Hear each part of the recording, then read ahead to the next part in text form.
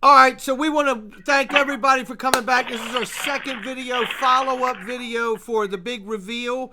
And right now we happen to have Curtis from Love for Crypto. Thank you for being here, Kurt. Mickey B. Fresh from the community. And Lee from SPQR Media bringing it in. We got to give a huge shout out to our fifth Beatle, who is actually not with us today, but it's XRP Fitness, who has been in the group of late, helping us sift through information. And we are he's been an incredible addition, so we're glad to have him as well. So look, recently in the news since our video, we've heard Facebook say they're going to be launching a cryptocurrency token.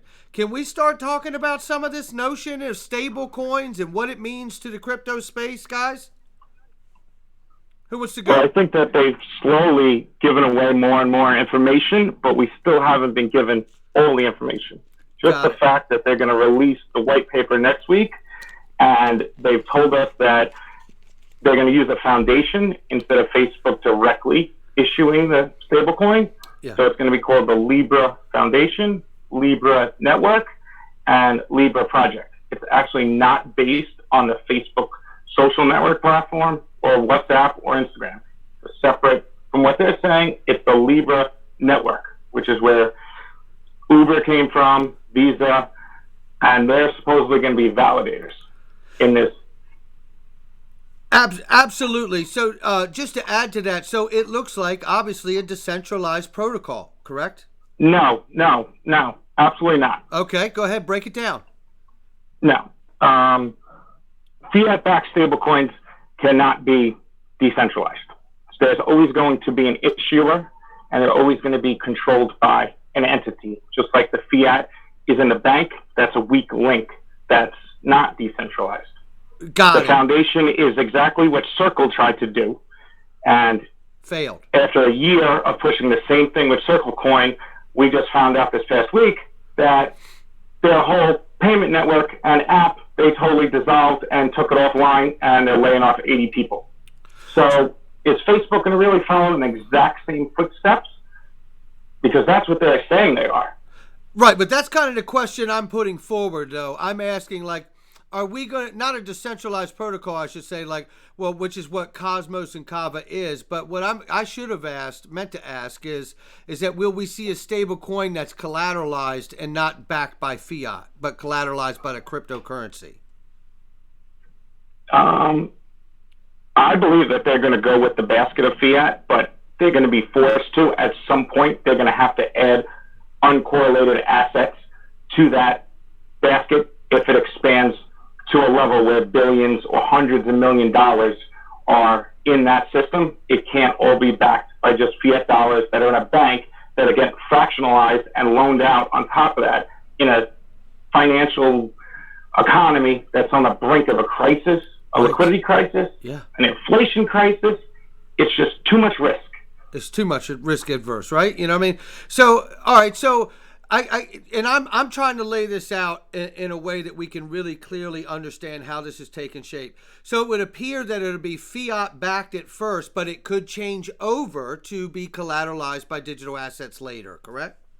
Possible. I think that we'll have a much better idea next week when we see the white paper. Because as of right now, this is just speculation and going off what they're saying. And then there's a regulatory scrutiny that they would have to go through. It took Circle three to 5 years to get licenses and approval in every state jurisdiction. There's no way Facebook's just going to walk on it in a year, have all licenses. Right. My opinion is I don't think they even have it built yet. I think it's all in theory, and they're just bringing together all the market participants first. And then they're going to put together a project based around the regulatory framework and how they can accomplish it. That's my opinion.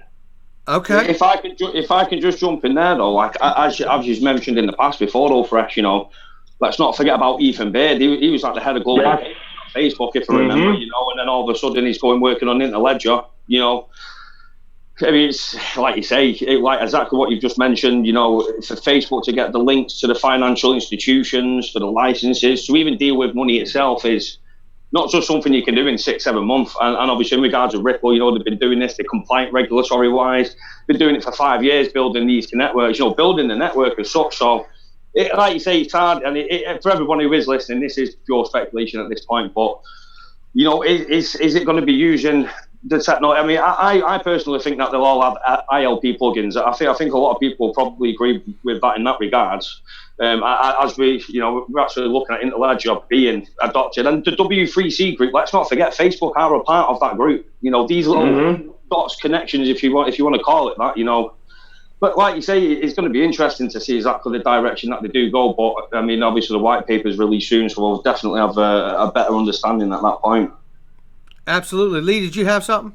Yeah, well, you made the comment, Curtis, here about Ethan Beard. Well, I come across another guy on a recent video of ours, which has actually got a very similar CV to Ethan Beard. This guy is called Ben Davenport. He was actually with BitGo, and his CV was Facebook and Google at similar times to Ethan Beard.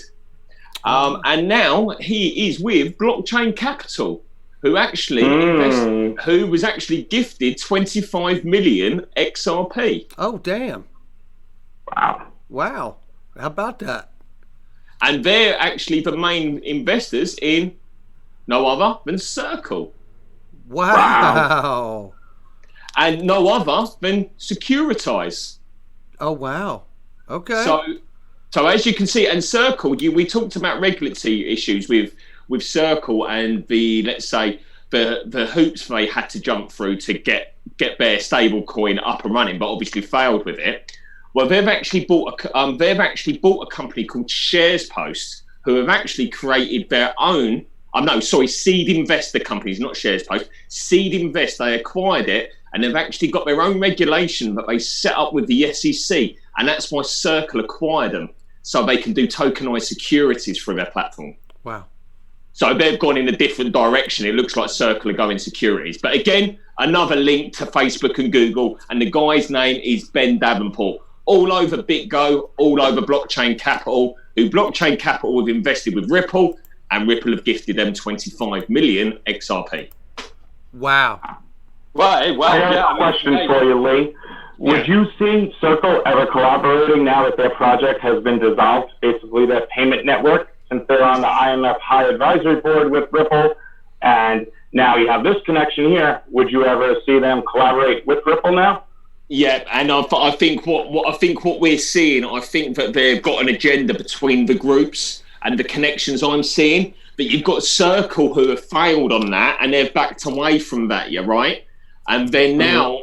And then now all of a sudden you've got people moving about and investing in companies, and it seems like they're going the securities route, especially with their part of the Securitize, and obviously they're part of the Spring Initiative, and obviously to being part of the Spring Initiative is their goal is, the whole point of Spring is to utilize XRP, right? So their partnership with Circle, I'm assuming, is XRP utilization and security tokens is what they're already regulated for, by the way, through their company, through Seed Invest. I think that's where the initial liquidity is going to come from. But again, these are theories. But right. So I thought it was interesting information to share, which was relevant. It's quite compelling circumstantial evidence, is what it looks like to me. You know what I mean? Yeah, exactly that. And there's lots of ties. It's like digital currency group as well. It's another massive player within the field. Sure. And you've got them, they've got links to BitGo, Blockchain Capital, Glenn Hutchins, Silver Lake.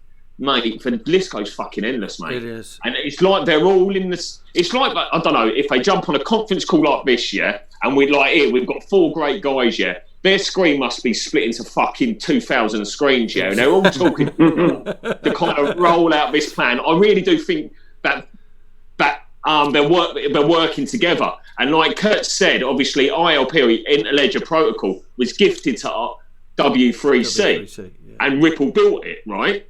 And then obviously, what other members, Curtis, are within the W3C? Oh, you'd be absolutely shit, mate. Honestly, Amazon, Google, Facebook, the British government. I think it's HM government, Her Majesty's government. You're talking all the top banks, JP Morgan, every institution in the world that has got serious stakes in the world, sort of environment itself, whether it's on the internet, whether it's financial institutions.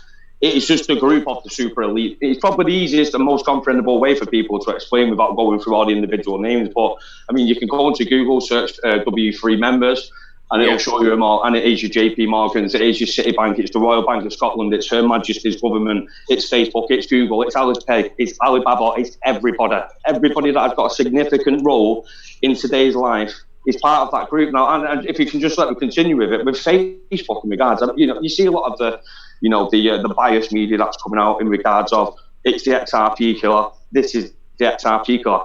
What a lot of people need to understand, obviously, first of all, Facebook's just a stable coin. There's no investment opportunity. It's just going to be used for utility within a walled garden of 2 billion people. Now, we're talking about 2 billion people around the world that's probably got 180 different native currencies that they will need to exchange their Facebook coin into.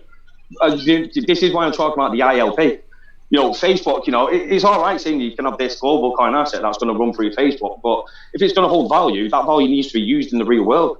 Now, you can't just go up to your shop and give them Facebook coin. So you need to have that bridge of the value into the native domestic, assets. I'm British. I need Great British pounds. There's no point in me having value locked in Facebook that I can't use. So there's got to be a connection at that point again. And as you mentioned, the intellectual protocol, search for yourself. Facebook are part of that group. They've had this technology since 2015. People like us aren't supposed to know the amount of information we actually hold. And the people in the outside world, the skeptics, will think we're crazy. But honestly, God, you give it 5 years, and the significance of probably how correct we actually are will probably absolutely knock people back with it. And it's one of them. Amazon will make their own coin. So will Google. You'll have all these assets. And what are we doing when we're doing this? We're increasing the actual the friction in the payment scale. So we're just adding more friction to it. We're not solving anything at all. ILP is integral. And, going into a digital world, with tokenized assets, we need a reserve currency. People laugh at me when I say the word reserve currency. It's laughable. But I think the definition of it itself moving forward will change. Why hold all this money across the world in foreign domestic currencies up for risk? And, let's sort of talk about Turkey, for example. It lost 80% of its currency from 2017 to 18. That's 80% of your assets been completely wiped out. So it makes no sense moving in the world where we're going, in my opinion, with the intellectual protocol and XRP, let's say, acting as that world reserve. People will just store their own wealth in their own, sort of domestic currency. If you're a bank in England, you'll just hold Great British pounds. And then when you need to exchange value with another country, then obviously you've got this pool of liquidity, XRP. So, I don't know. Like I say, I'm not a professional. I'm just an enthusiast. And I think the direction that we go in is looking really promising for Ripple next out. And let's not forget about them being sat at the Swiss, national fucking bank conference, high-level monetary system. I mean, come on, ladies and gentlemen, why the fuck won't Facebook sat there if they've got this global economy taking over the world? Why won't Google there? Why won't Visa or MasterCard there? Why was it only Ripple? Again, it's free technology, it's decentralized, there's no counterparty risk. And believe me, in the next 2 years, we are going to see a catastrophic meltdown in the financial industry, and confidence across the scale will be lost. Okay. This is an opportunity for the people. So we'll obviously, keep going on. I'll pass over them. Let me cut in, because I want to bring us back from the geopolitical overview to boots on the ground. Let's talk about how that affects stablecoins in that area. What does this all mean? Can we bring it back to ground zero, Mickey? Where do you want to go? Absolutely. So I think that since the crypto market is still immature and young, and Tether was the first stablecoin that came out, and it was able to have minimal use cases. It was used on exchanges. It was a flight to safety, and it's an on and off ramp because it's convertible to actual U.S. dollars. So then it's all had the negative press. Do they have the fiat actually backing it? So basically, from what I noticed, is the whole community, and basically the whole crypto community in general, has this idea that all stable coins are shit coins, basically. Right. And they're not really used. There's no real use case for them, and they're all backed by fiat.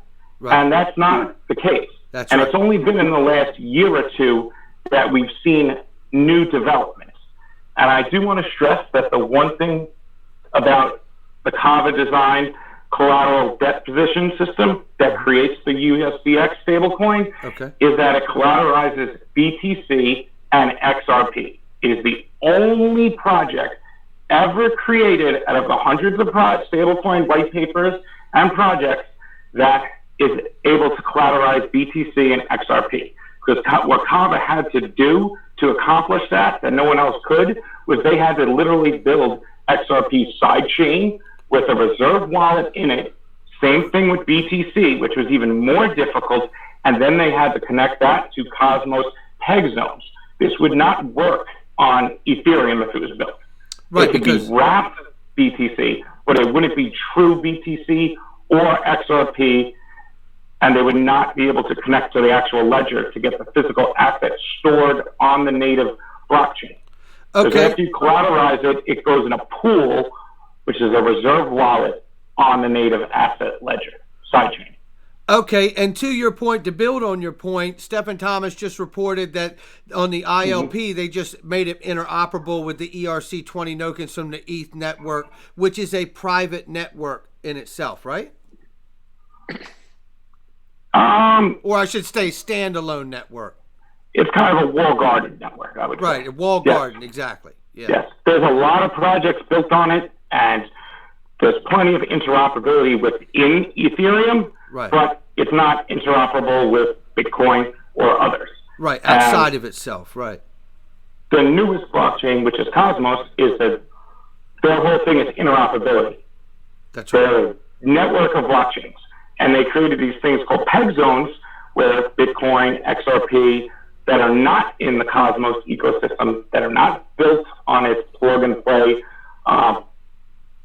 consensus Tendermint, are able to use and work within that ecosystem, but also be interoperable with other blockchains. And I think the fact that Kava partnered with Tendermint and Cosmos, and they're working all together with ILP to integrate all their systems into one, is flying under the radar with everybody.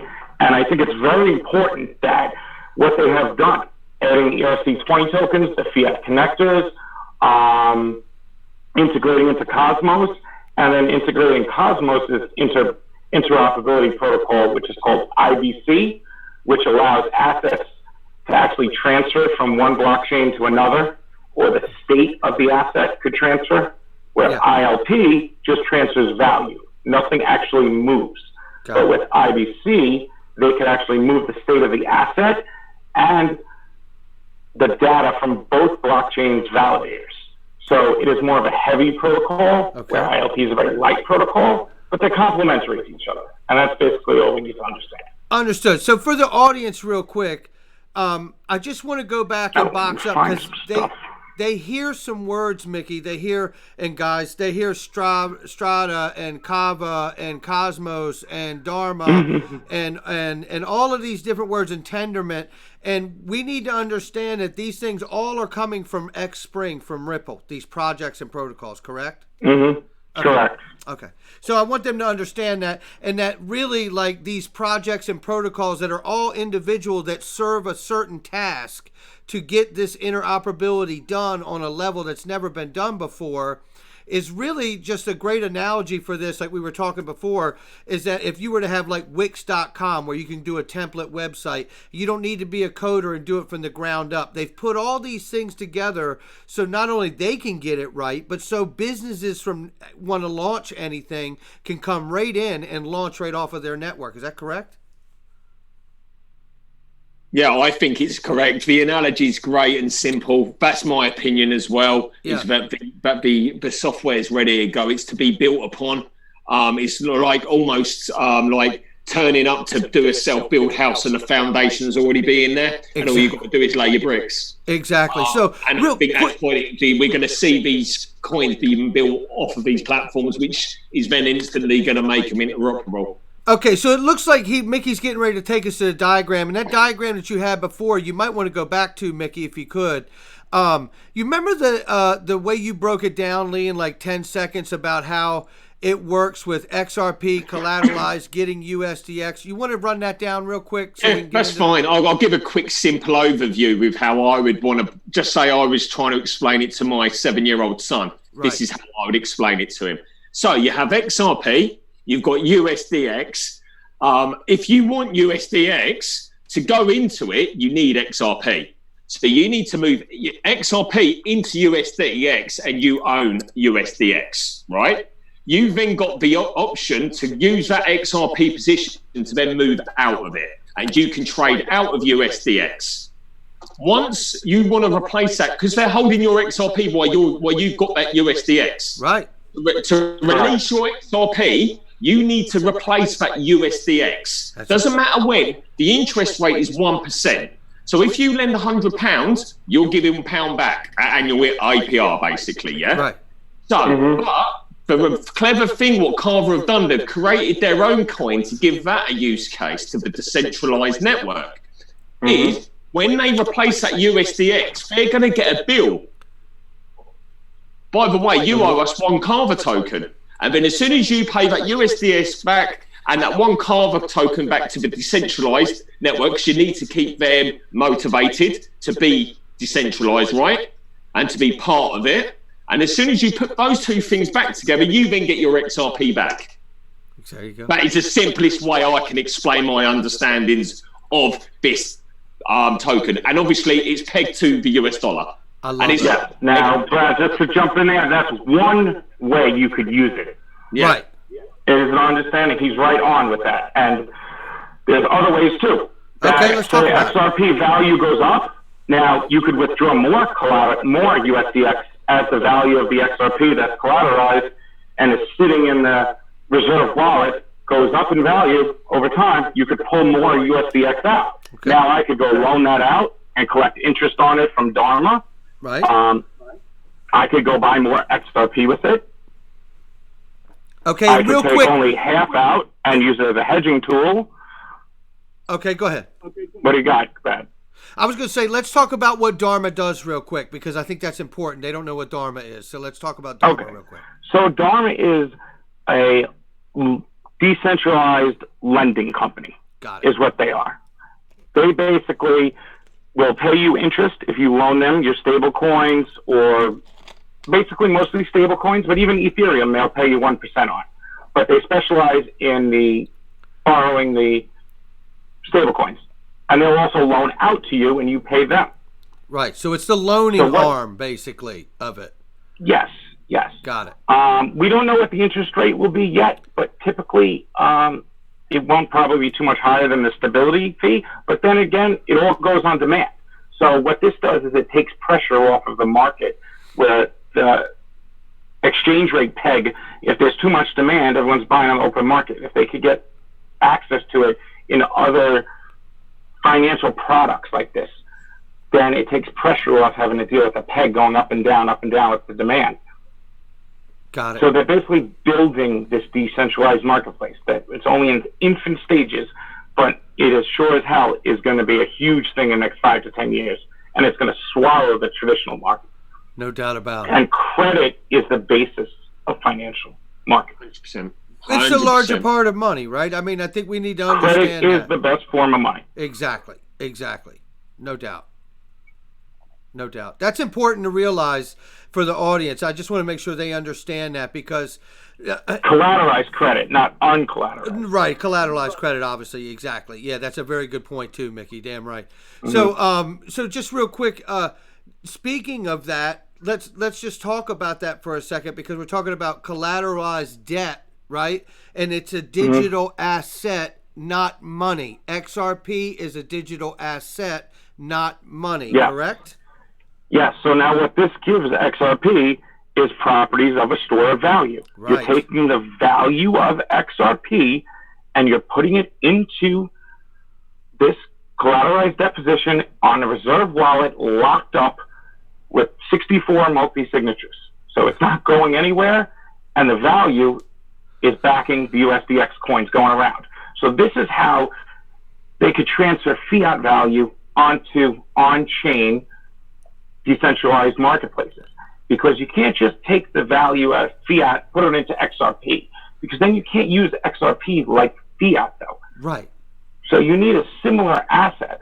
So what you could do, you transfer it into XRP or BTC, gets locked up in this deposition. Now you take USDX and you use it just like you would use USD fiat in traditional markets. That's right. But you're taking XRP out of circulation, and you're giving it properties as a store of value.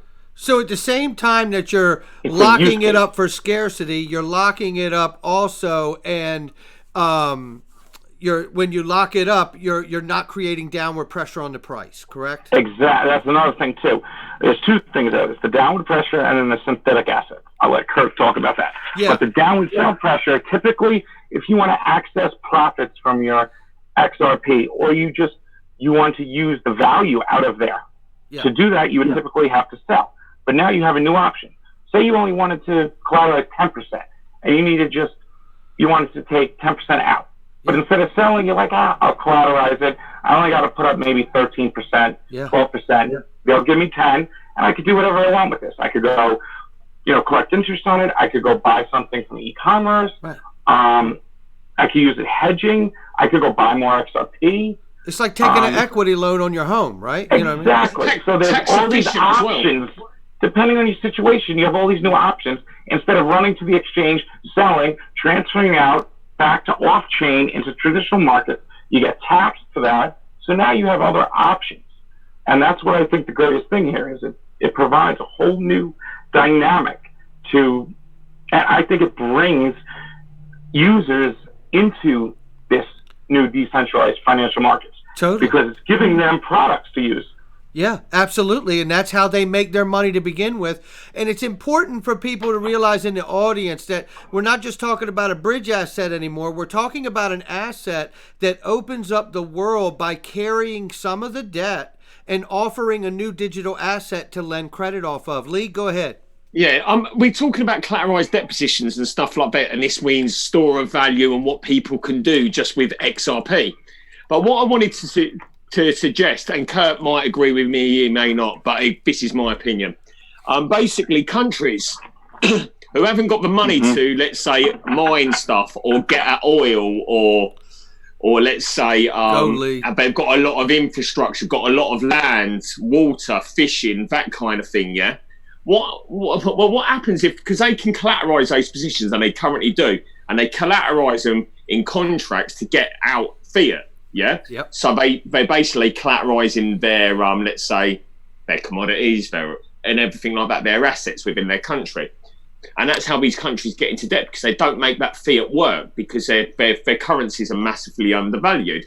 What happens if they could collateralize their reserves and go into XRP and then collateralize it out into a tradable asset in terms of futures, all sorts of things. So these countries have got a massive, massive opportunity. Now this is available as a product to them.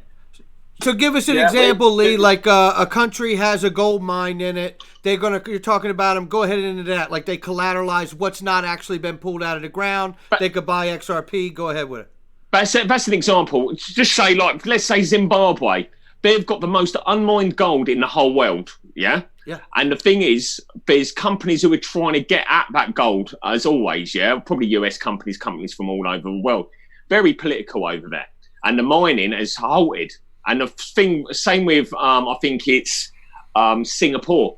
They've halted mining in their country because they've got loads of reserves. Why would they halt mining? It doesn't make sense, right? Because they haven't got the money to be able to mine it. So, I mean, if you could release that money to then move out and collateralize into XRP and then re-collateralize again, you then can get the money to mine yourself. Yeah, exactly. Mm-hmm. Exactly. Yeah. And then they can keep the wealth themselves rather than giving it to these big conglomerate companies. Right, from somewhere else. I mean, with what Lee's saying now, he's pretty much referring to emerging markets now. Yeah. Just a little bit of input in that regards. These emerging markets that have had failed currencies have adopted the US dollar as their main sort of holding for, like say commerce, if you want to call it, for their economics. So the only difference is now, like I say, and I know it's thinking into the future, but I'm pretty much 100% adamant it's going to happen. We are going to see an absolutely substantial devaluation of the US dollar. Now, not only is it going to dry up the world liquidity, but these emerging markets that are currently relying on the dollar do have an alternative now. We could be talking about a credit freeze, banks not borrowing money, basically. Transactions, money payments can't be handled because obviously the nostro vostro, all the banks, that's how they do it. They borrow the money to each other's banks to allow this to happen. So when all this dries up, this liquidity, And the dollar will devalue, substantially. There's going to be a run on that bond market from the people that I'm listening to, like Peter Schiff. It's the emerging markets that are also punished the worst. Every single time there's a downfall, an economic crisis, it's emerging markets that are punished.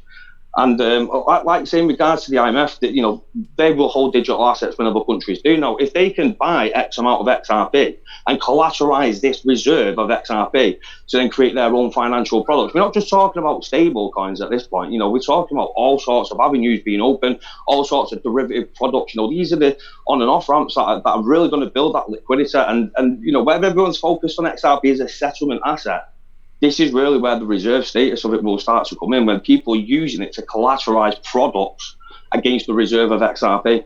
Now, all these stable coins, these have got all the benefits of XRP. They can do all the on-chain, off-chain transactions, 100,000 transactions a second.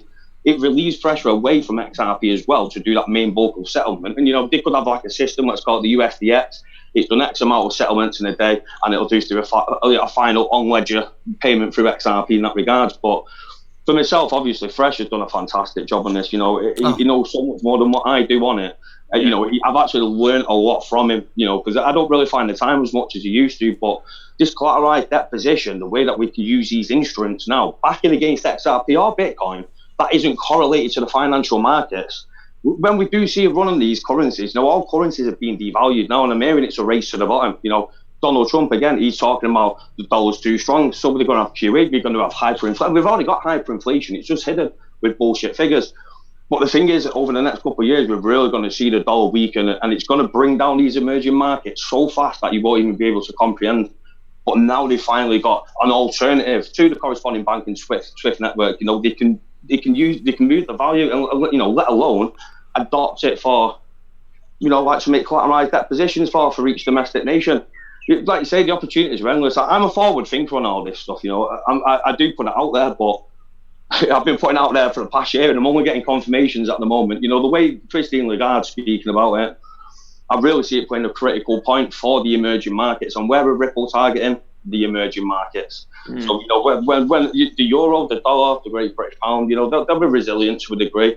But countries like Turkey and Argentina, look at the state of, I think Argentina's got 60% interest rate, so there's clearly no confidence in their currency whatsoever. So these collateralized debt positions are just opened a whole new world for me and myself, and I'm forever thankful for Fresh as well, to be fair, for spending the time. You're welcome. I just want to add one little thing in there that just everyone should know, is that the smart contract controls the liquidation of the contract. There's no central party that liquidates it. It automatically gets liquidated. So you don't have to worry about the trust. Right. That is in the traditional markets. That's fantastic there. It's very important. And also, there's one other use case that this opens up to. Kurt's the most knowledgeable on it, is synthetic assets. I don't know if you want to go into what synthetic assets are, because you have a very good understanding of them. It's just basically, you could call it a derivative product as such, But the way you mentioned it, people don't really want to go and obtain liquidity from the likes of Binance, from the likes of Coinbase. They want to go to the traditional, well-respected, well-known institutions. Now, for example, your JP Morgan, your banks, whether they obviously do it or not, it's a different story. But you can make all sorts of these on and off ramps, really, So if you've got synthetic, let's just even say a future, for example, or an ETF. If we've got main institutions around the world on their ETFs, on their futures, and they're saying XRP is $20, let's say, for example, the market that we see, the spot market, would instantly get bought up straight away. Now, we haven't got this type of engagement with the institutions because we haven't got those on and off ramps at the moment. So, when you talk about being sort of a synthetic XRP, it's like you said with the stablecoin aspect of it, it is XRP. It's just collateralized against XRP. So you could use that for the stock market. No, not necessarily just as a currency, so to speak. You could collateralize it in any way, shape, or form against any type of market. So the way I look at it is it really is like a stepping stone to the full tokenization of the world, is probably the best way. You can have all sorts of these complex derivative financial products on the top of XRP, and that is where the true liquidity is going to come from. The spot price. Totally. You think about the escrow that they've currently got anyway, so that's safeguarded from anybody trying to take control of the market, big players. Totally. And, like I say, I don't really know too much about it in that regards, but the synthetic XRP really is like your stable coins, like what you are talking about. You get all the benefits as XRP. You can do the transactions, same settlement speeds, etc., etc. But obviously, these synthetic assets are borrowing against the value of XRP. So a little point that I wanted to go into from earlier on. If you've got like a massive sell-off in XRP, let's say 10-20%, and everyone's going to be running for cover in these stablecoin assets, that are collateralized against XRP, they're automatically going to be adding XRP. So as you've got the selling pressure, you've got just a natural upward pressure anyway. As everyone flees to these, collateralized stablecoins, XRP assets, then obviously you've got the natural upward pressure because everyone's running, because it doesn't put the downward pressure in XRP in that regards, does it? So, think about if you've got a run on XRP, you've got all these collateralized debt positions in stable coins. The more people that buy the stable coins, it needs more value for the reserve itself, which would then naturally buy back off the XRP. And this is where I think what we was talking about is, constant upward pressure. It's sort of like crash proof as well, if that makes sense. Like, like an AI crash proof system. If it takes off the way we all think it is, and there's 80 plus, digital synthetic assets of XRP collateralized against XRP, when the actual price of XRP is dropping, everyone's going to fuck off into these stable assets. But then obviously there's more value going into those reserve pools, which means it needs to obtain more XRP from the open market. So it's like a backstop, if you want to call it. Like you say, it's that's true.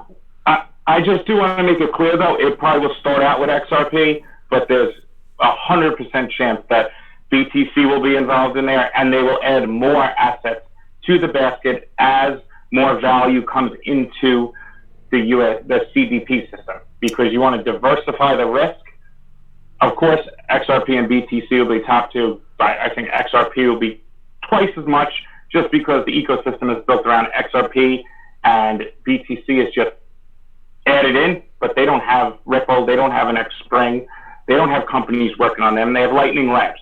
That's not much. Exactly. And real quick, before we get too far off the point with the synthetic assets, I just wanted to make the point too that to build on Kurt's point is that these are layers of liquidity. These products are layers of liquidity to generate more and more money off of the underlying asset for the audience. I just want to throw that in. Yep. Can I just add in the use cases that other? Absolutely, please. Yeah. Because we're leaving them out. We got P2P, which hasn't even fully developed yet, but with ILP and Kava Switch, it's coming. E-commerce, as soon as these merchants start to accept these stablecoins, you will start to see more and more people hold them, and you'll start to see them used more. Yep. Then the dollarization. So say Argentina, whose currency is inflating through the roof, and Turkey. I'm not sold on they're going to buy a fiat-backed coin that might have the fiat backing it at some bank in America that they're going to make now their national currency. I just don't buy it. Right. I think that it needs to be a diversified basket, and it needs to be locked in a decentralized protocol where nobody could control it, take it, do anything with it. It needs to be decentralized completely. No trust, no nothing. And the protocol needs to be designed in a way that there's always more reserves in the reserve wallet, in that pool, than can be liquidated. So say XRP drops 20%, right? And now they liquidate your collateralized debt, right? Yep. Your USDX coin that you hold, nothing happens to it. It's just like the other guy's USDX coin who paid off his collateral already. Right. So, they're all even. I just don't want it to be thought that, if your collateral gets liquidated, then your stablecoin disappears. No, they're all equal. You can be sold, they can be transferred, everything. The dollar's a dollar, whether it's digital or not. Yeah, the dollarization. So this is the type of coin that would be used by another country in, say, 5-6 years when more value comes over. Wasn't a good analogy, Mickey, real quick to your point about all of this, but about the dollar the USDX not disappearing.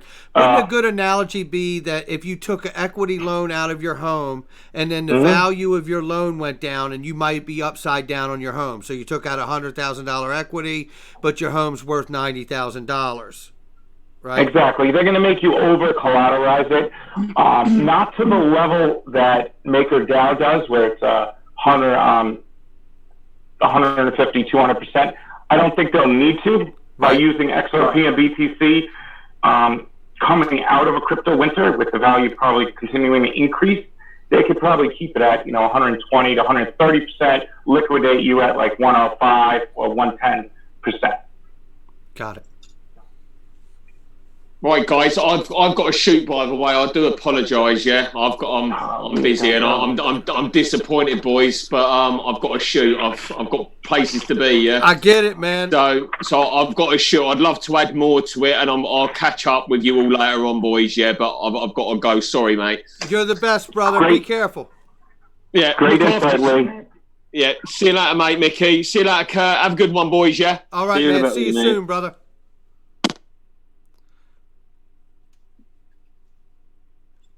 Okay, so where do we want to pick it up from here? The final use case, Kurt's favorite, the global reserve currency, or inside of the basket of it, or the SDR, because now it's a global asset. That's all. Final use case. It's what it's working towards, right? Yes, and now this is just the USD one. Now they create the Japanese yen, they create the euro. Somebody else could license that system too. So say SBI wanted to do it. I mean, there's so many different ways they could use this and value could pour in, but it would make sense to start at ILP and Cosmos first and then branch out from there. Got it. And that's because it's the most interoperable, right? Yes, that's what they're doing. Got it. Yeah. Just a quick one as well. Obviously, I'm very ambitious speaking in the foresight of where I think it's going. This is endgame stuff I'm talking about. 20, 30, the next 10 years. From the PDFs that I've actually looked into, the time frames and stuff like that. Obviously, there's only so many engineers that can obviously transpire to do this. But as I say, the more people that do use ILP, if Facebook Coin plugs into it, which I think it will, Amazon, Uber, Airbnb, there's going to be a natural demand for it across the world over time, over a specific, period of time. And when you do speak about being used as a collateral debt position, obviously you're changing the utility nature of XRP as a whole. You're using it as a store of value to back a financial product, for example. So obviously, we all concentrate on rapid settlements. That's a perk of XRP. But if we do go down this collateralized debt position, we're going to see a natural demand just to hold XRP, so you can create your synthetic stable asset for it, the USDX. So we're going to need 100 millions worth of XRP, so then you can produce that many worth of USDX. That XRP doesn't move then, that's just used as collateral. So, I think when you think about it in that regard, rather than just the usage for ILP, that's the game changer really, Mickey, of which you've shown me, because, this is adding instrumental value over a long period of time. If you do get to 2030, every payment system... Absolutely. Every payment system on the planet is interoperable. There's going to be a natural demand for XRP just for ILP payments. Not only that, you can take the demand off there, create your own synthetic version of it, just as fast, just as scalable. And then it's taking pressure off chain rather than just on chain transactions as well in that regard. So, when we do speak about it as a reserve in that regard, if we see these collateralized debt positions, 100% it is going to go down that direction towards the end game. 2030, I always say that. It's not going to just happen overnight. But, right. What you've shown us and what we've all discussed in that Telegram group is absolutely mind-blowing stuff with the potential of where it could go. It might go to zero, it might not work, it might not even take off. I think we all could disagree with that. But we're past that point. Yeah. Yep, you're putting together the three greatest use cases, and I'm sure there'll be others that there possibly could be. A global bridge asset liquidity solution for traditional fiat. Then you're building it into the decentralized marketplace for ILP, which is going to connect the global financial system together, and it's going to be smack dab in the middle of all those APIs and applications by ILP, Cosmos. And now you're creating another use case as a store of value. Exactly. I mean, it's the three greatest use cases that you could possibly create. Yeah, and the system is designed to take the best of all worlds and put it right here for all of one place. Yes, they're stripping out the volatility aspect that cryptocurrencies always get knocked for, because they're deflationary and people like to hoard them and hold them and they want them to go up in value. Right. But they're not going to be money. Bitcoin is never going to replace money. Right. It doesn't have the characteristics to replace it. Exactly. It never will. That's right. You need credit mixed in there. That's right. It's just, that's why you could strip out parts of XRP, create another asset out of it, and still get the crypto properties. Remember, USDX is going to be just as fast as XRP. Absolutely. It could even be used in XRapid too. Right. And it probably will. I agree. I absolutely agree. Mm-hmm. So and last thing, David Schwartz made 2 comments at Future FinTech that's right. this week, and I thought they were very important. Let me try to bring them up. Yeah, absolutely. I thought this was huge.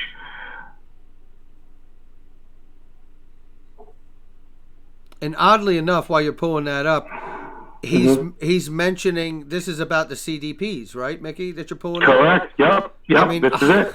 Oddly enough. So I mean, well, I'm going to surmise this just real quick for a second. This point for the audience, real quick, that watches this. So basically, the thing we're trying to really broaden everyone's mind is that XRP is not just a bridge asset, and it certainly isn't money. It's a digital asset that is now, we're showing you the last 2 videos now, that how they're building out the platforms and protocol to create collateralized debt positions off of this digital asset, which makes a store of value. And that's so important because we have to understand that with doing that, we can now create credit off a brand new asset that never existed.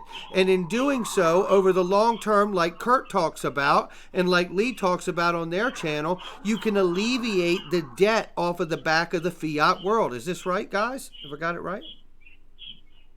All right, I got it in order right now.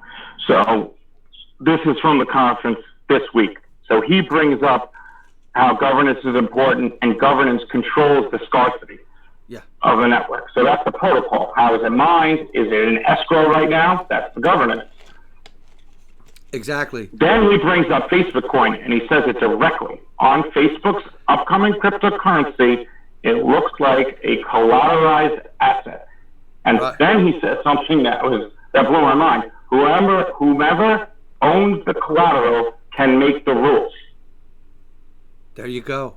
That's very interesting. There you considering that 55 billion XRP are locked up in escrow, and Ripple's sitting on a couple billion. Yeah, how about that?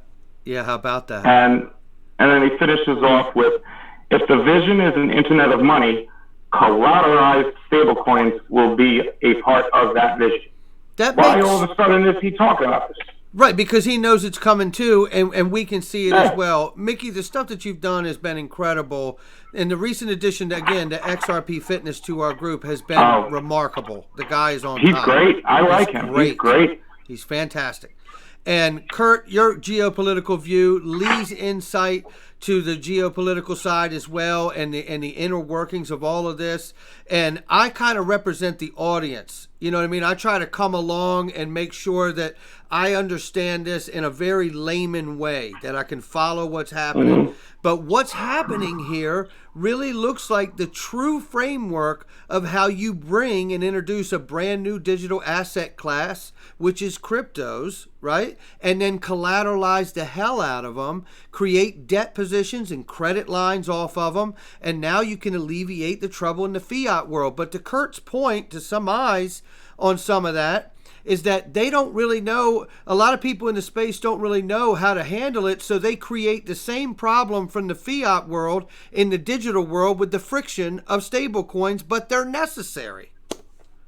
And look at you. I like what you got up here. Go on that, Mickey. This is from February. He said this at the Quora AMA. Once again, he's talking about MakerDAO in this. Yeah. And first line, a CDP is a collateralized deposition. There you go. He's saying that you would have to put $150 up to get $100. Right. From what I've gotten out of Kava, reading them and talking with the COO, I don't think that they're going to over-collateralize to that extent because they know that's a weakness of MakerDAO. Right. Which, by the way, for anyone who says that this is all theory and it maybe could work, it's never been tested, the USDX CDP system is based almost identically on MakerDAO and DAI. Right. Now, DAI only used Ethereum as collateral. Ethereum dropped 94% through the crypto winter, and DAI maintained its peg. So, let me real quick. Let me go real quick. Let's use the analogy here. So, Ether is the same as XRP. USDX is the same as DAI. Just so people understand, you would pay back the Ether in order to get your position neutral again. Yes, and Maker is equal to the Kava coin. They control the governance. Got it. Exactly. But they're switching now to a multi-basket after a while. Got it. Okay. In the multi-basket helps make it. If you want to learn what USDX might be like in real practice, look at MakerDAO and DAI. Right. It's based off that, but it has XRP and BTC, which you can't replace those. Right, which is the stable coin with the soft peg, and then the validator coin, which is Maker. Yes. But okay. I just want to be clear for the audience. A lot of the audience be involved. No, is it fucked? What you got, Kurt?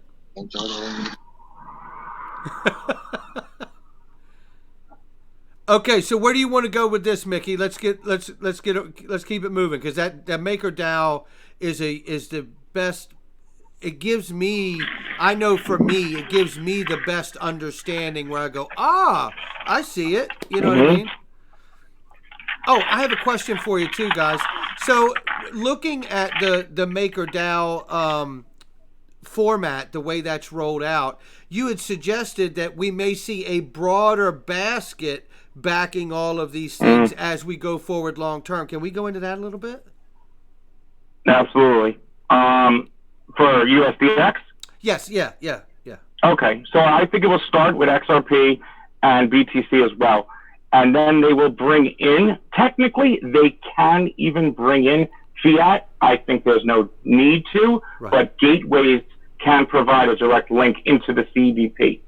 So I don't know how, I know with the Ripple XRP ledger and IOUs and put the assets on there, I'm sure you can get fiat in. I don't know why you would, unless you wanted to diversify risk. I see more like security tokens, securitized ETFs, real estate funds, things that have stable value and a real world asset.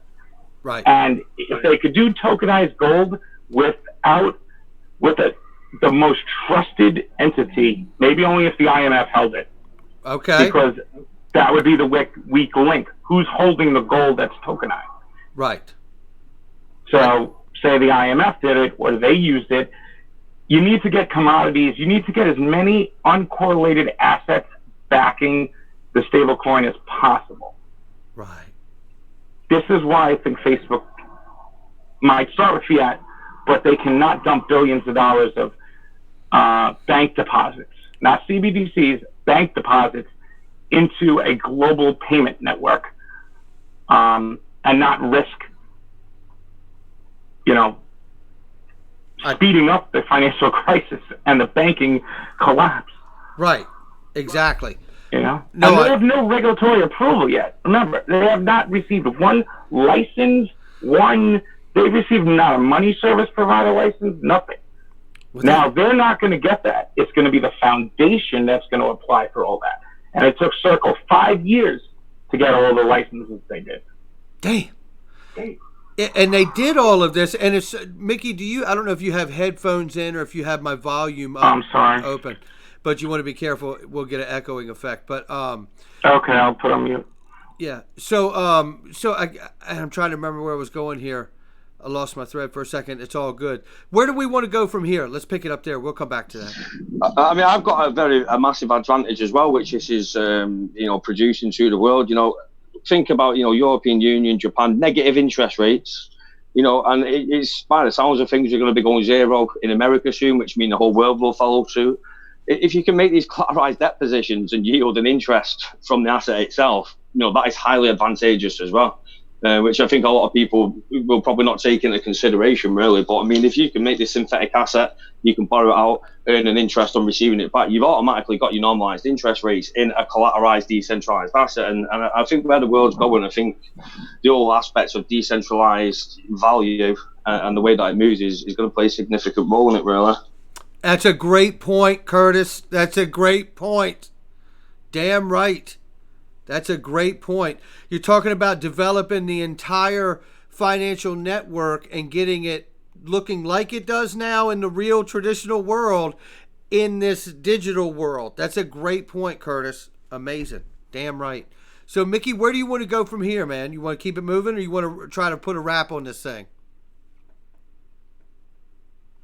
I just wanted to go touch on Kava and what they've done with the switch and the ILP with the ERC20 token. I don't think we covered all the bases there of what they're actually, who they are. They're the only interledger solutions provider. There you go. There you go. So they're the first enterprise developers business building solutions for ILP to plug into enterprises. Right. And they're partnered with probably the largest crypto market maker, which is GSR. Yeah. So they have 10 APIs that are all going to be able to plug into everything that Ripple and XRP do. Think of the 200 RippleNet banks that are on RippleNet. You don't think RippleNet's going to plug into all this too? They're on top of ILP. It's built on ILP. Exactly. And that's not version 4 yet. See, Kava is building on version 4. RippleNet's not up to 4 yet. We don't know why. Well, I don't know why. Yeah. But once they turn that on to version 4, everything Kava is building is instantly accessible to all of RippleNet. Boom. Damn. And GSR, like you said, being one of the largest market makers, they've been in bed with them since 2014, everybody. Yes, and they've been in with Bitstamp since 2013, Damn. Fedora Bank 2014, Bittrex, BitGo, basically all the XRapid partner exchanges.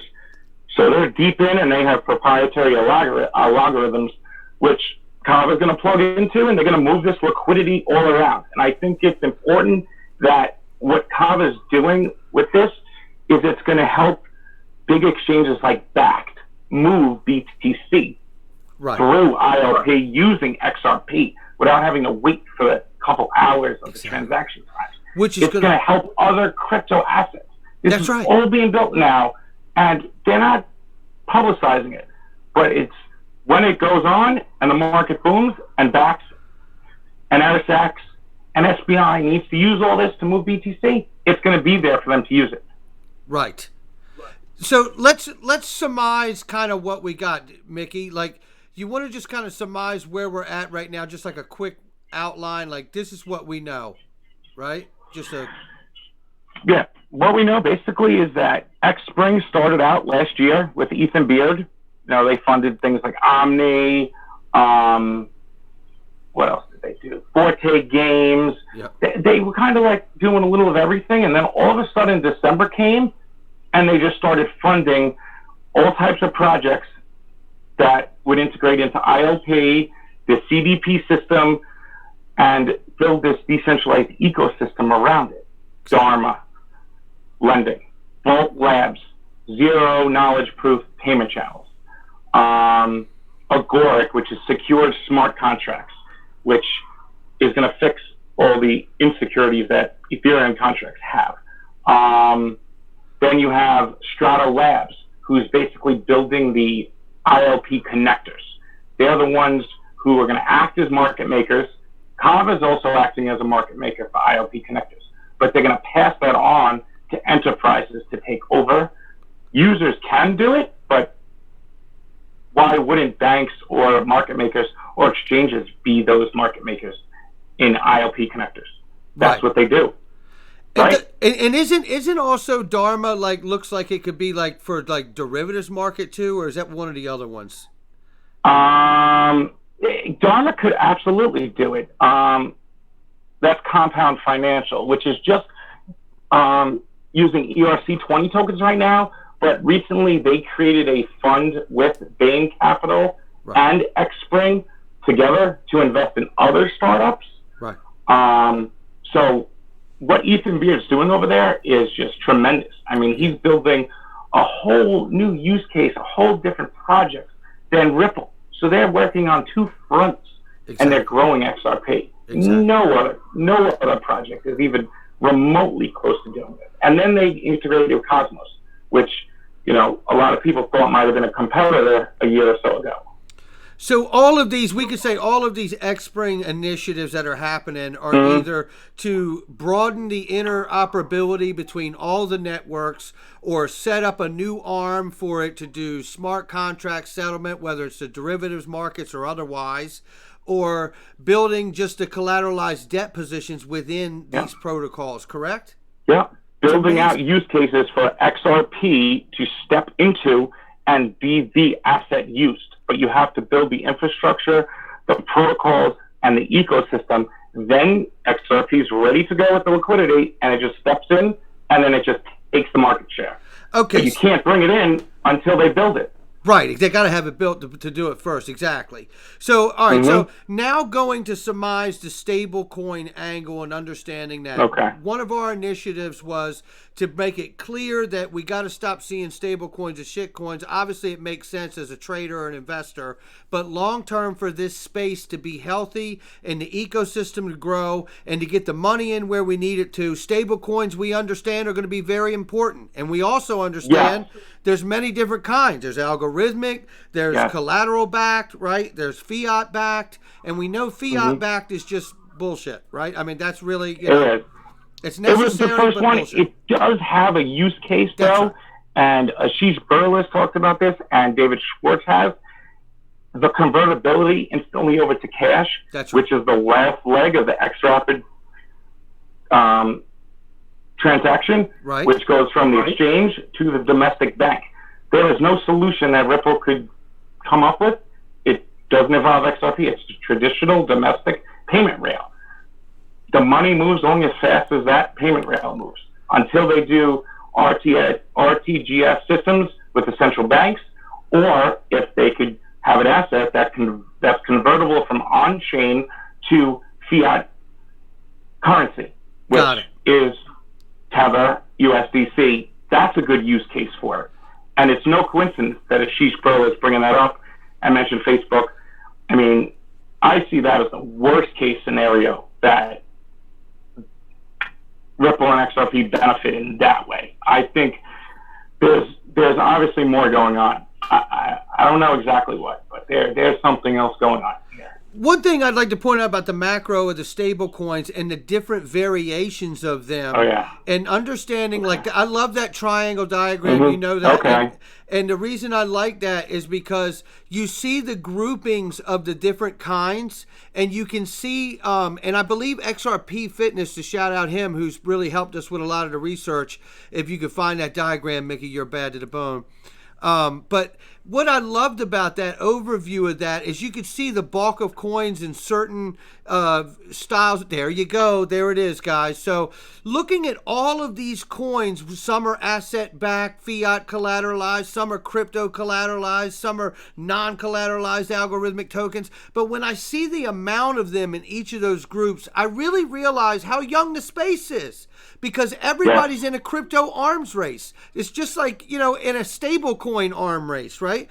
Who can be the most effective? Tether has the market share. And I think until they're knocked out, it's been a fight for just design and creativity. Right. But nobody's really succeeded to knock them off. No other fiat backed. And the funny thing about Tether is there's no KYC or AML with Tether. They don't even follow the regulations. Right. You know, Circle followed everything to a T, Gemini, and they barely could make a dent on Tether. Right. And just to be clear about the rest of this diagram, the collateralized, capital efficient, and the decentralized are the three efficient things that they're looking to bring together to get the best elements put together. So I just wanted to push and show people, look at the amount of asset-backed fiat collateralized tokens struggling to survive and win out. Somebody's got to win and somebody's got to lose, right? You know? Mm-hmm. And that's how young the space is. Now, that's how young. No coin, stable coin has yet achieved a complete balance and satisfied all three. Decentralized, 100% collateralized, not 150, not 200%. Right. And capital efficiency, which is, the network of the users, putting value through the tokens, using them, building depositions. No one has really satisfied it yet. Maker's DAO has been the closest with decentralized, and Tether's been terrible because they're basically a fraud. You don't even know if their assets are backing it. Yeah, and I think you or someone in the group shared in the Telegram group.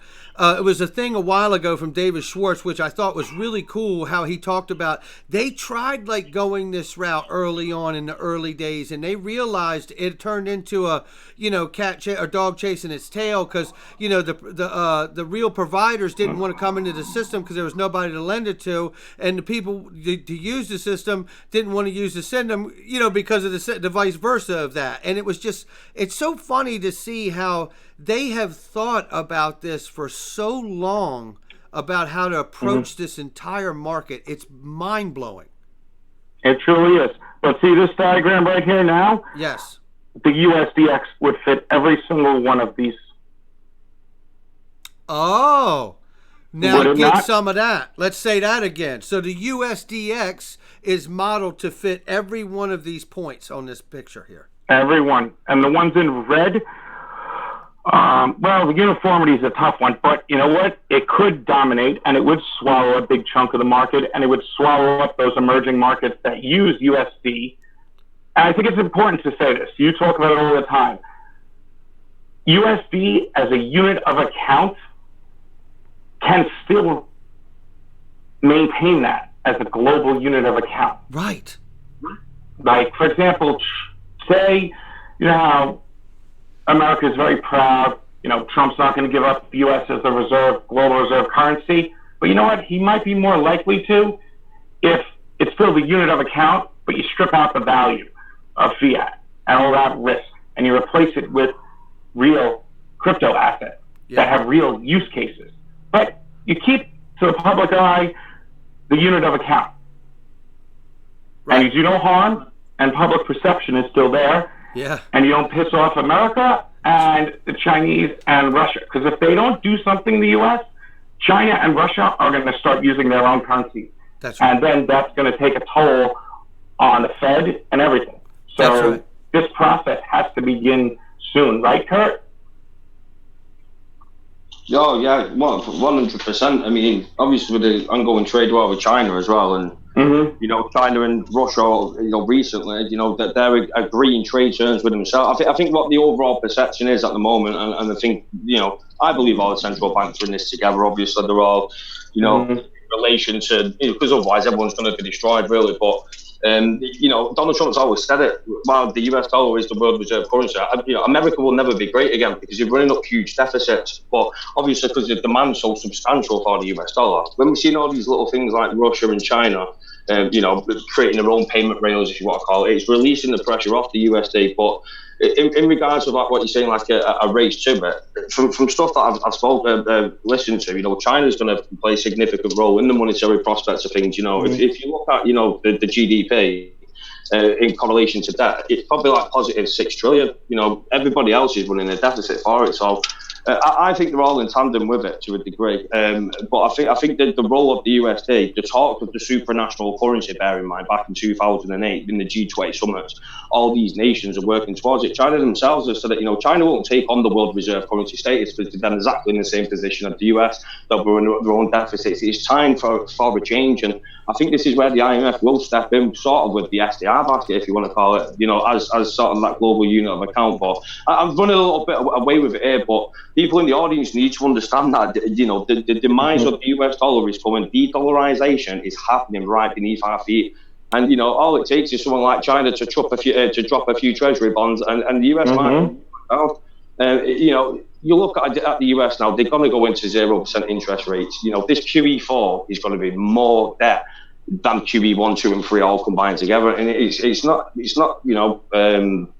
I forget what the word is for it now. It's not, what is it called now? Jesus Christ, proper had a thought crisis there with that. But you can't maintain it, like I say, you can't maintain that the stock market. Listen, all this stuff's going to implode. The US dollar's going to implode, and I think XRP's position in a very good position for it. If you think about, sort of the decentralized aspects of it, the working with the IMF and sat in front of all these central bankers. Yeah, Kurt, I have a question. I have a on. comment I want to make and get you to comment on it. Lee made a comment earlier before everybody got in, and he was talking about the Fed, doing this next rate cut and getting it down to a real low price, as you just talked about, whether it's at 1% or 0% interest. And think about the positioning right there, politically or financially for the world at that point, especially the big movers of the world. You're talking about the Fed cutting the interest rate down that low. They can recollateralize their position into digital crypto world, right? When would this be the better time to do it, right? This sets the stage. It feels like to me that this really does set the stage to start to get the big movers to collateralize at the cheapest interest rate possible, reposition yourself in crypto assets and get your books weighed out right. And Kurt, go on that. No, you're exactly right. You're exactly right. And it's not just me saying this. I mean, I only say this stuff because I've heard it from other people, but we are having a reset, a full-blown reset, Every single fiat currency in the past has gone to zero. It sounds overwhelming at the minute. I'm not saying the US dollar is going to disappear or anything, but the way we are going currently at the moment, especially with the United States, lowering these interest rates, what will happen is you have like a melt up phase. So you'll get like a run into the US stock market because obviously you're not yielding any returns. You've got to beat the inflation rate, which is targeted at 2%, which is well more than that. But you're not going to hold these government bonds that are yielding 0%. You're basically giving your money to them. If we go negative, you're actually paying to buy a bond. So we are going to see a run on the currencies to a degree. And in 2008, when they dropped it down from 7% to 0, we just got enough time to, we delayed the inevitable. We're 10 years down the line now. We've got to 2.5% interest rates, and now it's over. We paused, and we're going to be going, to 0, maybe negative. The central banks are up at the wall at this point now. They literally are. And we're at a point where we're at a crucial stage in life. And, if I'm right in what I'm saying, in the next 5-10 years, when we all look back, it'd be like, how these people all know what the fuck was going on. So obviously, we're all, very keen, enthusiasts of it all. But in regards of the US dollar and the calls from China, from England, from Europe, the United States, for a supranational currency, and again, if we're having this financial reset, we can't have no attachment to the traditional markets. It needs to be a new beginning. And like you say, I've got a tweet pinned on my Twitter account, and that escrow of XRP is too powerful for Ripple, and I believe it's already been pre-signed over. I believe the IMF are incubating Ripple because they've got the technology where they can use the SDR basket, so all these nations can then trade again with the IMF. But the SDR can now be converted into anything of value easily, significantly, with multilateral agreements, obviously through the Ripple network. I remember Bob Way saying on your show, Brad, it's the perfect sort of database for the IMF to run an SDR on it. The accounting system, it's absolutely perfect for it. And again, obviously, it all comes down to that one thing. We need that bridge asset. XRP is truly decentralized. Bitcoin isn't. You can argue about all the mining in China and so forth, but it just really feels eerily strange that I think the two are going to correlate with each other so badly, especially those emerging markets that are going to be desperate for any form of liquidity. That's not just going to devalue in front of the freight. The US dollar is going to take a substantial hit, and it's going to absolutely rock the entire financial system. And, for the first time, the countries that will be punished the most, which are always the emerging markets, because obviously as the dollar's devaluing, they can no longer buy stuff. Well, they can buy stuff, but obviously at significant, loss of what they was buying it previously, because obviously the value of their net worth, their purchasing power has dropped.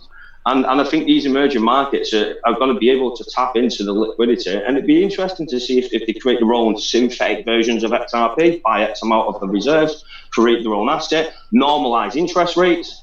And then people will naturally change from the traditional to the digital, because if you've got 0% interest rates, negative interest rates, and then all of a sudden we've got these synthetic assets that can be used as stable and reliable, it's far-fetched. It sounds far-fetched. I've just got a really gut feeling that there's a bigger picture here that we can't really comprehend to it at the moment. But Ripple even being at that Swiss National Bank, the annual meeting of the high-level monetary system. I mean, come on, ladies and gentlemen, why Ripple there at the end of the day? If they're just a startup fintech company, there's a lot more to it, in my opinion. There sure is, buddy. You damn right about that, Kurt. So hey, Brad? Yeah, go ahead, Can Mickey. Can you read what's underlined and highlighted there? I absolutely will. And where did this come from, real quick, Mickey? This was written it was 2019 State of Stablecoins by Arrington, XRP Capital, Bravecoin, and another big financial publication, and then blockchain.com. All big names. Gotcha. Biggest being XRP, Arrington Capital. Absolutely. And so it's the only PDF that combines traditional markets with the state of crypto. And I thought this was the coolest PDF because it did that. Absolutely. So let me read this where it's highlighted here. If the U.S., for example, tried to decrease its deficit and begin to pay down its debt, the supply of money would start decreasing. Unless this decrease would be compensated by new debt issued by the private sector, the U.S. would probably go into depression. And because the money is a global reserve currency, the world will go into a depression too. Or it would need to abandon the dollar, in other words. The country responsible for serving as a stable reserve currency for the world would be perpetually in deficit. So, yeah, hell of a statement right here. And to be honest, that absolutely falls perfect with exactly what I'm trying to say. Let's think about if you're talking about the restriction of liquidity. The US dollar is oversees 65% of global trade. You want to buy oil, you've got to buy dollars first. It's part of the OPEC agreement, thus the petrol dollar. Now we're at a part now where the Federal Reserve raised rates to 2.5%. They moved the balance sheet from 4.5 trillion to 3.75 trillion.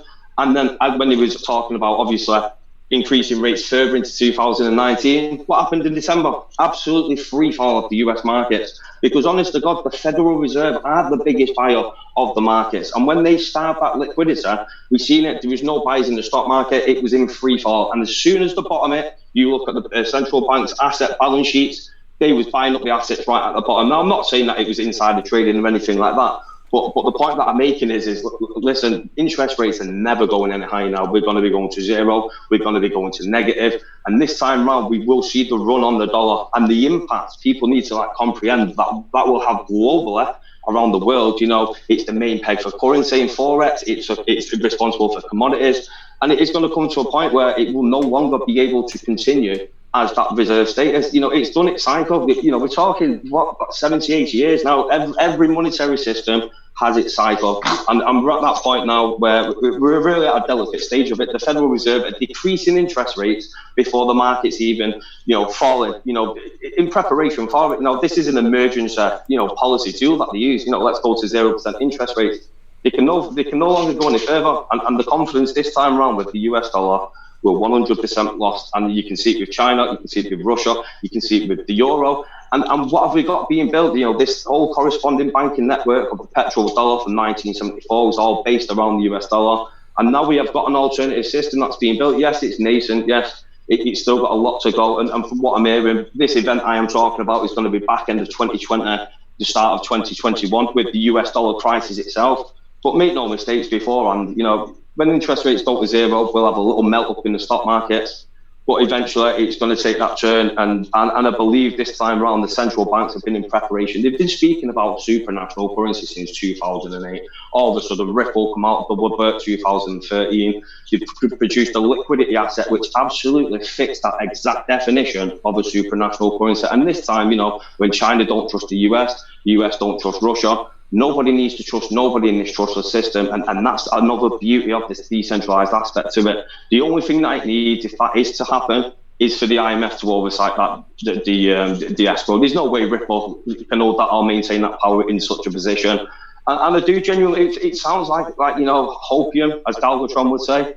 But listen, I don't see no other way. The gold reserve status will not be sufficient enough at this point. And we're going into a digital economy. We've got the W3C group that are fully backing the Interledger Protocol, which uses XRP as the digital reserve asset. They, Ripple themselves have come out talking about the global reserve currency. And I just genuinely feel the full aspect of it's going to change. That would be Trump's perfect dream, to take the US dollar away from the reserve status, because then they wouldn't have to run up those deficits as the world requires the US dollars. They have to bring it out. They're running up deficits, they're taking products off people. And the only problem is, and you can see it happening right now, the manufacturing is coming back to the US because it's going to be essential for them to be a manufacturing or an output country, whereas now, their only product is the US dollar. So that's one thing to watch with Donald Trump, and it just seems to be playing in perfect symmetry with each other. Again, it's a big outlook, will it happen, who knows, but the potential for it, they're working with the IMF. It's not like we're hallucinating or anything like that. It's physical, it's in our face.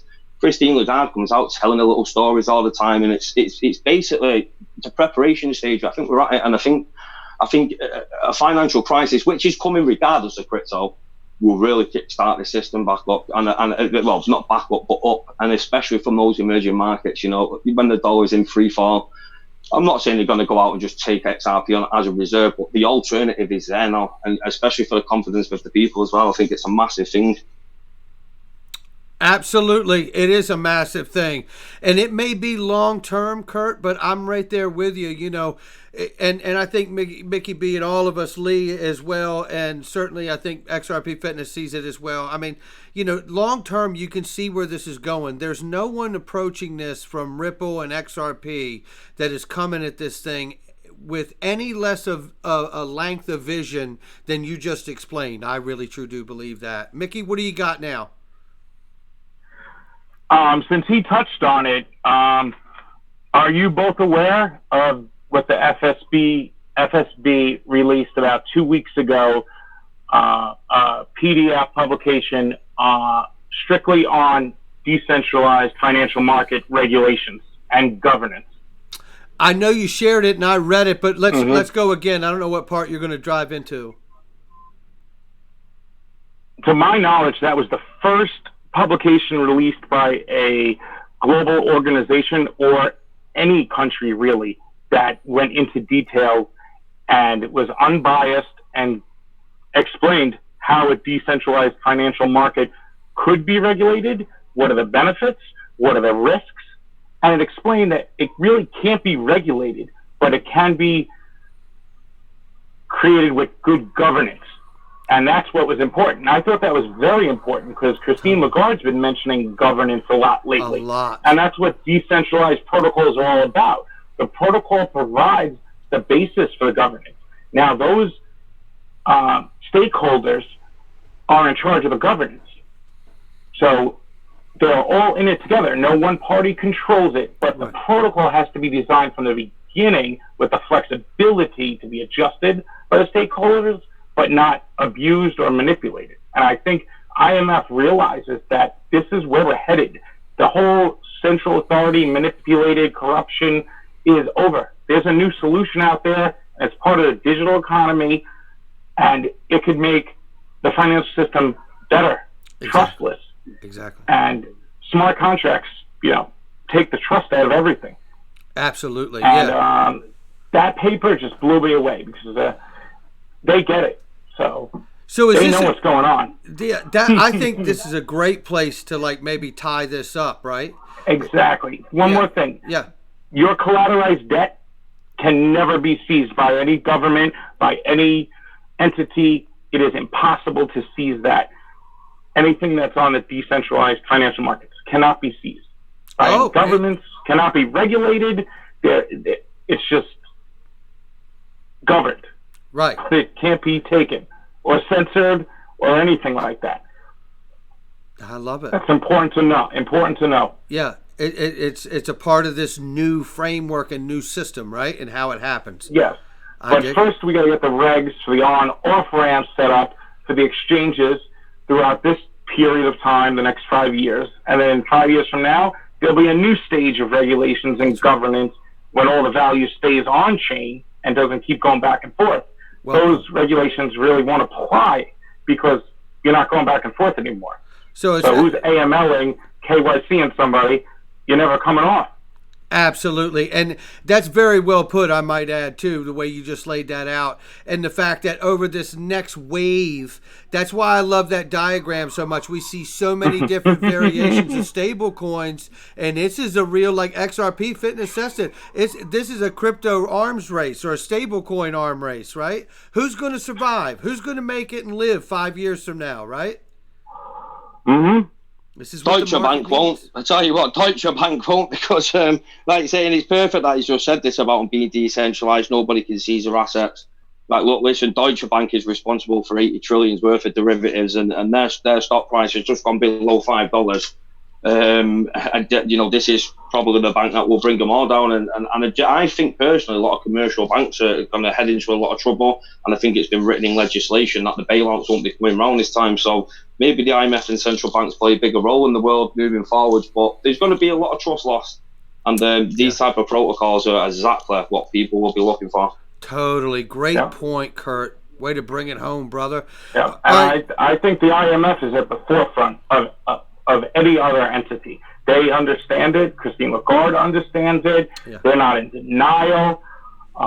Even Europe's central bank is starting to come around. You can see, I don't know, I've seen over the last 2 years, even the language within the publications from the IMF and the European Central Bank and the Bank of England too. Right. And although we haven't heard anything on the Fed, I personally speculate that they'll be a big part of this, because they put together the 300-person panel task force of the Federal Payments Task Force. So I know that they have an angle in this for themselves as well. They've just been tight-lipped about all of it. Yeah, definitely. I mean, obviously, I've presented a lot of information on Bank of England. I mean, they was testing into Ledger Protocol 2017. They said they was moving forwards. Mark Carney's language, the attitude around the technology is clearly, it's in favour for it. This Ledger Protocol has now developed a way of exchanging value with no intermediary, no risk to capital.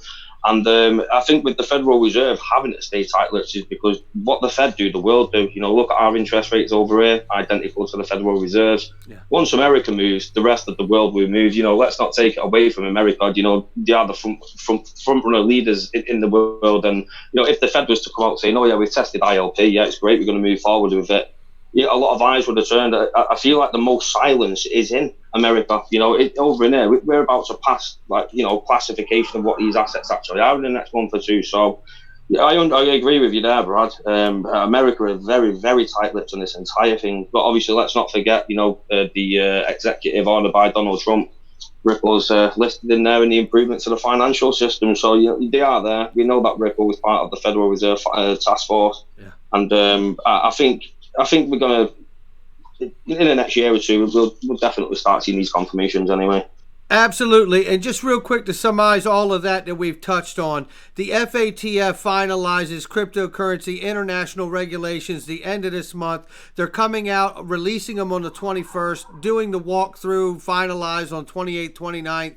And that's amazing, because they're all member countries that sit on that panel, 36 of the largest economies of the world. And yes, the president of that panel, the FATF, is none other than the United States of America. So important stuff to note.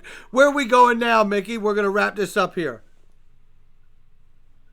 I was just, I pulled up the PDF, which is a decentralized financial system. This is being presented to all the central bank governors at the G20 Finance in Fukuoka last week. So they were all given this PDF about the future of the financial system. So I'm going to read this real quick. This is fantastic. These issues may pose general challenges for financial regulatory and supervisory frameworks. A more decentralized financial system may reinforce the importance of an activity-based approach to regulation. Skipping down here, challenge the technology-neutral approach to the regulation and taken by some authorities. The report was delivered to the G20 finance ministers, central bank governors in their meetings in Fukuoka, 8th and June 9th. That is incredible. Just a couple days ago. Fantastic, Mickey. I go a little crazy with the highlights. So. No, I love that you do it. I love that you do that, to be honest with you. I love it. I love it. There's some other good ones in here. I'm going to have to go anyway, but it's been great speaking about this. It's good to actually finally get, obviously, this talk, Brad. We've been trying to do it for a while, haven't we? But I'm going to have to go. It's been a pleasure. And the one thing I will say, Brad, is your presenting skills, the way that you hold the game is absolutely great. You're a good YouTuber. I absolutely love your content and stuff, and I think you'll do very well in the future. Fresh again, fucking hell, talk about a deep dive, mate. You've absolutely ripped this thing apart, haven't you? So I'm going to have to shoot, guys. It's been a pleasure. I'm going to have to go though, but thanks for the opportunity. Yeah. You got Kurt. Thank you, Kurt. Great having you on, man. You can't imagine what Pleasure. it means. Thank you. See you later. Bye. All right, brother. Love you, man. Much love. That's amazing, man, to have him in part of that, man. It's incredible. I feel the same way about him. I really do. He has such insight with the traditional markets.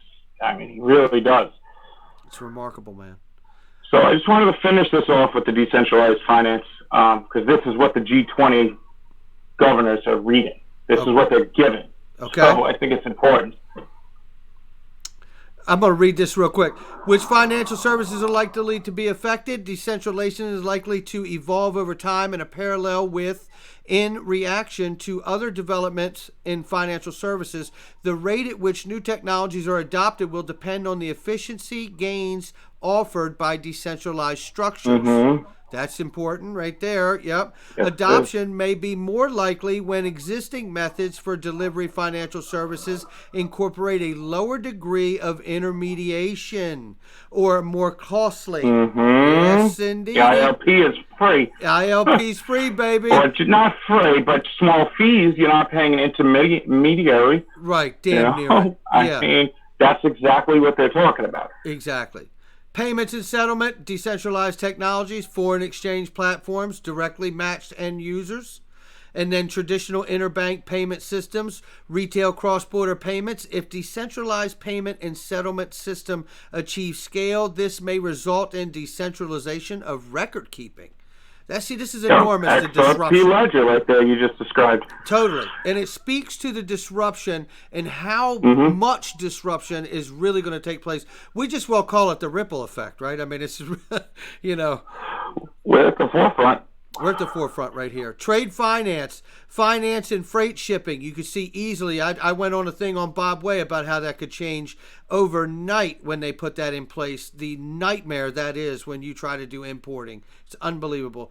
Tokenization of securities is the digital representation of traditional assets using DLT to further decentralize capital market smart contracts. Widely applied, provide an opportunity for settlement as custody. It's phenomenal. You see all these different areas where this is not minor disruptions. These are major disruptions. Again, here we have greater use of decentralized financial technologies might reduce the efficiency of services provided by central banks. It might also prompt their redesign in order to make them interoperable, which is decentralized financial technologies. Issues concerning financial regulation and governance. Significant use of decentralized financial technologies may have implications for effectiveness and enforceability of current regulatory frameworks, particularly where the execution of supervisory and oversight mandates focuses on the presence of centralized decision-making entities. A more decentralized financial system. I mean, they're describing, everything we've been talking about. It's hilarious. It's hilarious. Amazing. And this is, by the way, a reminder, as you said. That central banks might need to be redesigned. Yeah. Or their services are going to get replaced. Exactly. I mean, they know. And then they talk about the governance around it. And that's how they could kind of get in line if they start to get involved with these companies like Ripple, who are at the forefront of the decentralized marketplaces. That's why the IMF needs to work with Ripple more than Ripple even needs to work with the IMF, just to stay relevant for the IMF. Well, absolutely. That's what this is in about, a way. Right? It's about relevancy in a new world. This is not the first time innovation has come along and shook things up. You know what I mean? To quote Gary Vee, who I've heard talk about innovation and how it's rolled through the world, there was nobody crying for Rick the bookstore owner when Amazon came along and kicked his you-know-what in, right? You know, it's Exactly. same thing here. The record industry came in. I felt that firsthand as a musician. You know, innovation came along, you know, file sharing, right? You know, or stealing music, however you choose to look at it. Decentralize that entire industry. And you know what? The industry executives turned their nose and thumbed their nose at the digital world at that time. And they lost out. And the central banks are realizing it, and they're getting in on the game on the front end. You're so right. The IMF realized it first, and now I think even the Bank International Settlements realizes it. You know, it's not just DLT, it's what comes along. You can't strip out DLT and make it the way they want to use it. That's the problem with blockchain. I'm always wondering, how is China, you know, who is one of the biggest investors in blockchain, going to be able to use blockchain when everything that they do in a communist country is against what blockchain stands for, right? Like, that's America's best friend is DLT. The Fed shouldn't be fighting it. This creates the most level playing field you could possibly have. Exactly. All right, so let's go back full screen. We're wrapping this thing up. Does that sound good to you? Yeah, absolutely. Okay, so this has been incredible. First of all, huge shout out to XRP Fitness from the group, who's been a recent addition, and what an amazing an addition he has been to the group. It's incredible. And I think that the next time we get into a new subject, we should make him a part of this. You know what I mean? And absolutely. He's got great insight. I just want to say one more thing that I forgot about. Sure. And I didn't really clarify. Was I explained how the Reserve wallet maintains the backing for USDX. But I didn't explain how the peg, the exchange rate peg, is maintained on the free market. On the free market, That's do that. Where the governance tokens, which we call most likely Kava tokens, will come in. Right. And those validators who have those tokens stake them. They collect that 1% fee. Right. And they're responsible for securing the network. They vote on which assets are added as collateral. They vote on the percentage of over-collateralization. They validate the transactions, but most importantly, what they do is they are the first line of defense to maintain that peg. So if that peg, the exchange rate starts going up from, say, around $1 to like $1.02, $1.02, $1.04, you know, then they come on the market and then they release actual tokens to bring the peg down. Right. So they use the Kava tokens to get USDX to bring that back down because it's in their best interest to keep that peg. Yes. They would come in, they would release the USDX tokens on the market. They would have to release it. That's right. He didn't exactly, I just want to make it clear. Kava hasn't put this in the GitHub exactly yet. We don't have all the details, but we're going by what MakerDAO does and similar. I'm sure Kava might be a little different, but all we know is it works. They're able to maintain the peg through multiple levels. This is just level 1. So if it starts to fall, then the Kava tokens come on the market and they start buying up the USDX to get it back up. Absolutely, no doubt. And then they burn those. Right. So, and we also got to keep in mind here that every other project has trouble because they don't have an asset that they could just put in reserve. This is Ripple. This is XRP with 50 billion locked up with multiple big stakeholders who could just create a big buffer in that reserve wallet to always maintain that peg. And final thing of news, 3 days ago, Kava announced that proof of concept is complete. Code has passed with an A. There's no glitches or bugs, and they will be launching on Cosmos peg zones in the next couple of weeks, and they are looking for validators within the Cosmos ecosystem. So the project is underway. It is now not just feasible, it's past proof of concept, it is in the process of getting launched. Absolutely, and that is exciting news. And on the How heels long, we don't know. Yeah. But it's not this is not a pipe dream like some other YouTubers have said, or they don't believe in it. It's not a belief. This is fact. It's happening. They're doing it. It works. It's not just works. it's revolutionary. Yeah, and maybe that's why some people just can't understand it, you know. But once you hear it all out and see it all on GitHub, it is genius. And it's why David Schwartz is bringing it up. So anyone who refuses to even look into it and blows it off, then that's their loss.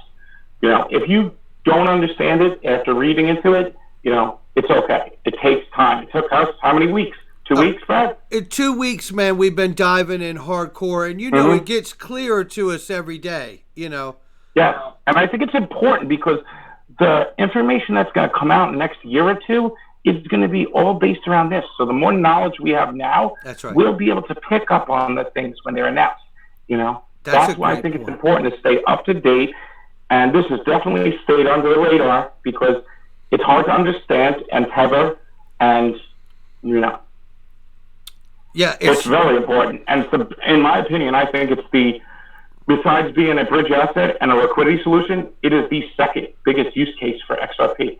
And Absolutely. It might even increase XRP demand more or in combination with, because you can't just be a bridge asset. You need to have demand for that asset. It can't just be bought and sold, bought and sold, bought and sold. Exactly. Right? Exactly. Yeah, that's not a complete system. You have to create a situation where you can build CDPs, collateralized debt positions off of it, and then trust lines. And you want to, like Bob Way said on your interview, that raises value as more market makers start buying it off the market and holding it to provide that liquidity. That's right. That's right. And then when regulations come, banks will buy off the market and other stakeholders who use the product. That demand of taking it off the market will increase the price because they're going to provide the liquidity. That's but it's, I mean, the utility. But the utility directly doesn't really raise the value. Other things have to go along with the utility. You know, demand and holding the asset. Right. The utility they have gives them the ability to collateralize XRP to begin with, right? Yes, and it gives reason to hold the asset because you want to, you know, provide the utility, provide the asset for that utility. Exactly. Oh, it's mind-blowing. It is mind-blowing. It's a lot. It's mind-blowing. There's nothing in other investment in lifetimes that comes close to this. That's right. And to just close out on this, we got 4 days until the Facebook white paper is coming out, guys. 4 days from now. I'm psyched. We didn't touch on what blockchain it could be built on, which XRP Fitness brought up ChainSpace, which is the only blockchain company that Facebook acquired, which they really acquired the developers. And ChainSpace didn't even release their mainnet yet, and it specializes in smart contracts. I don't know if it's going to be built on something that isn't even developed yet, unless Facebook is 2 years out. Right. And I should stop calling it Facebook. After that, it's not Facebook anymore. It's not going to be built on their social platform. It's on a new Libra platform controlled by the Libra foundation of all these stakeholders. It's mind-boggling to me that these stakeholders would come out of the blue with no white paper, no live system, and dump $10 million to jump on this. Meanwhile, Ripple has a fully built global payment network with the greatest digital asset to provide liquidity. Absolutely. And working with regulators, all licensed and everything, and they're fighting to get partnerships. Absolutely. And meanwhile, Visa's throwing $10 million at a project on Facebook that's theoretical. Yeah, exactly. And I think there's more there to learn for us, for sure. No doubt about it. Smoke and mirrors, baby. Smoke and mirrors. It's a lot of smoke. I'm looking forward to the white paper. I think we're going to be some breadcrumbs in there. I do too, and that's like you said. That's why we pound the ground now, so we can read it and go. Damn right. That's it. That's exactly what we're looking for. Okay, Mickey, you're amazing. You have spearheaded this. You are remarkable, and you're a person who doesn't need a lot of credit, and we're going to give it to you anyway. I have to echo everything that Kurt and Lee have said. You are on a tear. You absolutely have your mind wrapped around this. You have been amazing on this stuff. So thank you for bringing all of us together so we can put our minds on this thing, because this is where the space is going. There's no question. Yes, thank you so much. I'm so glad that we all got together and you brought me on board and I was able to share this. I mean, that's the whole thing, sharing the information with others, and we collaborate, and then we share with the community. Absolutely. It's probably the hardest aspect of XRP for the community to understand. Really, I agree. It came out of the blue, right? I agree, man. It is a lot to recondition your mind from what's sold to us on the front end, which is very good, and then understanding that there's so much more, you know what I mean? It's really, really remarkable. So look, I want to give a shout out again to Lee, SPQR Media, Love for Crypto's Kurt, and we want to give a shout out to XRP Fitness and you, Mickey B, and we also want to give a shout out to the COO of Kava Labs, who you've been in direct contact with and gotten a good portion of these conversations going directly with him. So kudos to you and big thank you to him. And we want to just publicly invite him to the show for a question answer and a nice easy conversation once the white paper comes out, and see if we can really get him on one time. That would be fantastic. I absolutely. I think it would be phenomenal. I really didn't touch on it too much that we talked about. Yeah.